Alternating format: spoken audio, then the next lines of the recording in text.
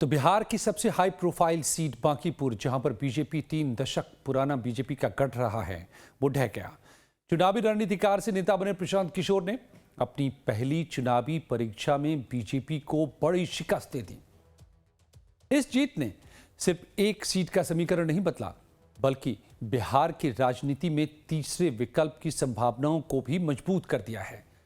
सवाल अब यही है, क्या यह सिर्फ उपचुनाव की जीत है या फिर 2027 के विधानसभा चुनावों का ट्रेलर है?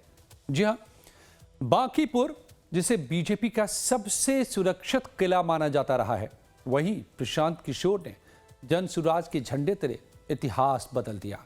प्रशांत किशोर 19,324 वोट से जीतने वाले रणनीतिकार नहीं, बल्कि खुद जनाधार वाले नेता भी बन चुके हैं।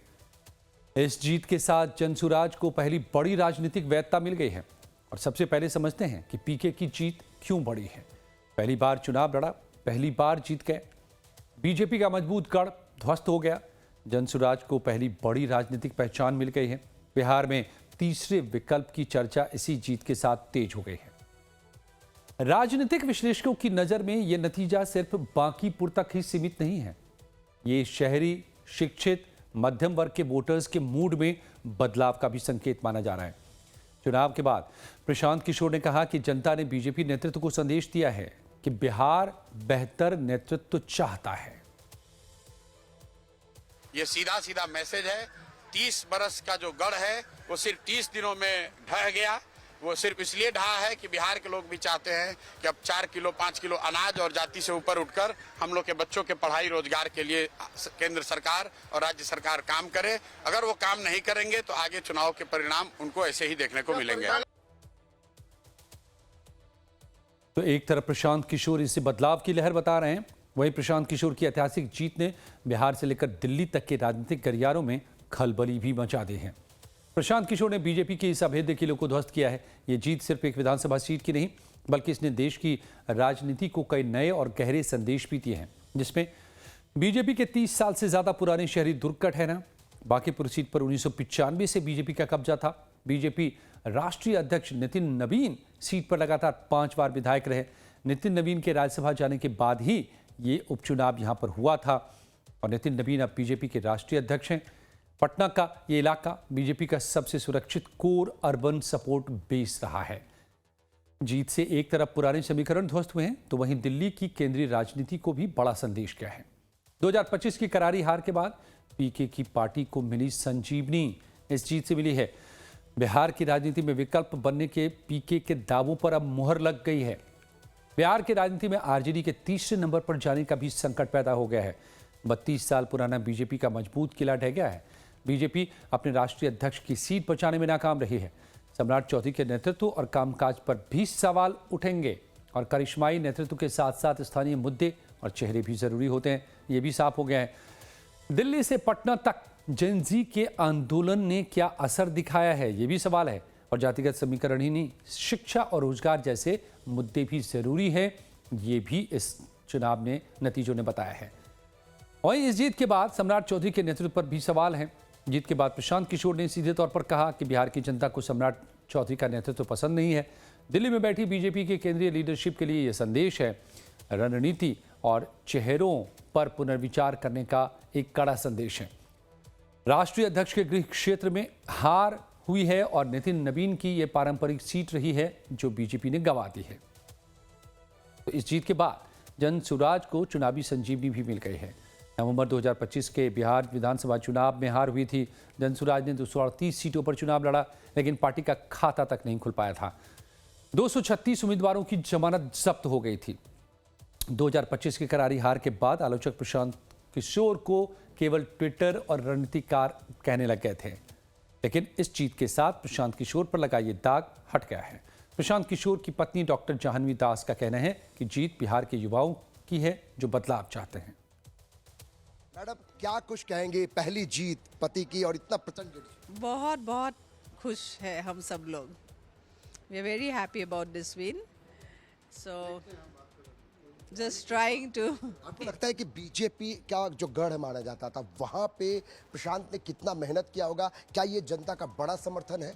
Of course, I have been saying since afternoon that सही में बांकीपुर का जो जनता है, बिहार का जनता, I would really like to thank each and every one of them from the core of my heart. उनके सपोर्ट के बिना तो ये जीत हो ही नहीं सकती।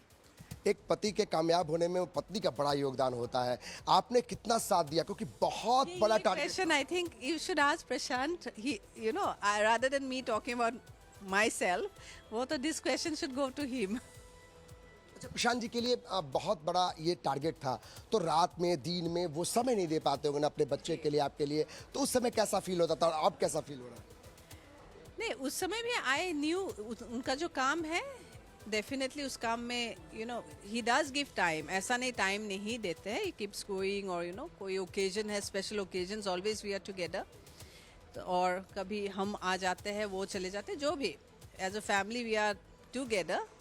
सो I have no complaints on that front. वही चलिए आपको प्रशांत किशोर के राजनीतिक सफर से भी रूबरू करवाते हैं।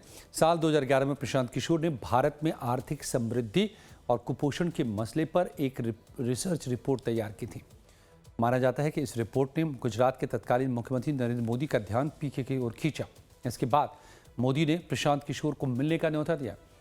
मुलाकात में प्रशांत किशोर ने मोदी को इतना प्रभावित किया कि पीएम मोदी ने राजनीतिक रणनीतिकार के तौर पर अपनी टीम का उन्हें हिस्सा बना लिया। यहीं से प्रशांत किशोर के राजनीतिक करियर की शुरुआत हुई और उन्होंने 2012 के गुजरात विधानसभा चुनावों में नरेंद्र मोदी के कामयाब चुनावी कैंपेन में बड़ी भूमिका निभाई। अब देखिए कि इसके बाद कैसे पीके ने राजनीति की दुनिया में अपना मुकाम वो बनाते चले गए।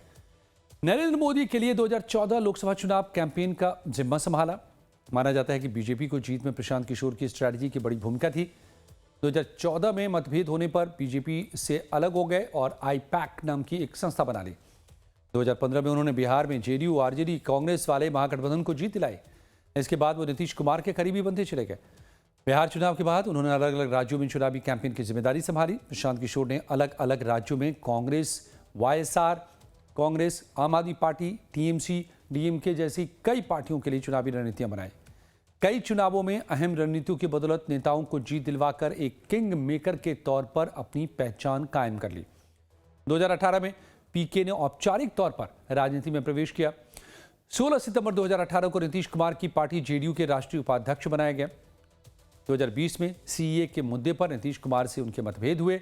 इसके बाद उन्हें अनुशासनहीनता के आरोप में पार्टी से निष्कासित कर दिया गया।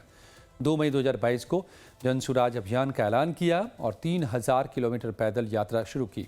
2 अक्टूबर 2024 को जेएसपी नाम से यानी कि जन सुराज अभियान को राजनीतिक पार्टी में बदल दिया। 2025 के बिहार विधानसभा चुनावों में जन सुराज पार्टी ने अपने उम्मीदवार उतारे। हालांकि प्रशांत किशोर ने खुद चुनाव नहीं लड़ा।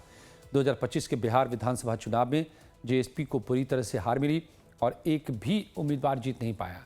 इसके बावजूद प्रशांत किशोर ने बिहार में अपना डेरा जमाए रखा और अब 3 अगस्त 2026 में पहली बार खुद चुनावी मैदान में उतरकर पीके ने प्रचंड जीत दर्ज की है, क्योंकि बीजेपी के राष्ट्रीय अध्यक्ष की खाली की हुई सीट पर 32 सालों के बाद बीजेपी को हरा दिया।